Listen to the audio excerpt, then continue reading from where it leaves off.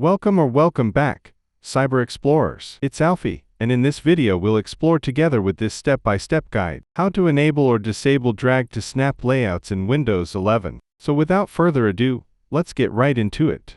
Microsoft introduced snap layouts with the initial release of Windows 11 in October 2021. The 22H2 update, build 22621, released in September 2022. Enhance the feature by allowing users to drag a window to the top of the screen to instantly see available snap layouts. From there, users can quickly organize multiple apps into predefined layouts, without manually resizing or positioning them. For users who prefer a simpler window management experience, Windows 11 provides an option to enable or disable drag to snap layouts directly from settings. Steps to enable or disable drag to snap layouts. Open Settings. Press Windows key +I to launch the Settings app. Navigate to Multitasking Settings.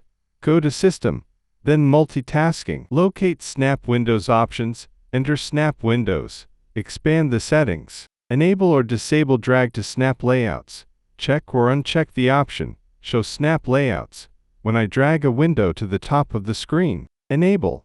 Check the box to turn on drag to snap layouts. Disable. Uncheck the box to turn off the feature. Note, you will still be able to use snap layouts by hovering over the maximize icon on a window. And that's it for today. If you found this video helpful, please give it a thumbs up, consider subscribing, and don't forget to activate the notification bell so you won't miss out on any new uploads. Thank you for watching. Until next time, see you later.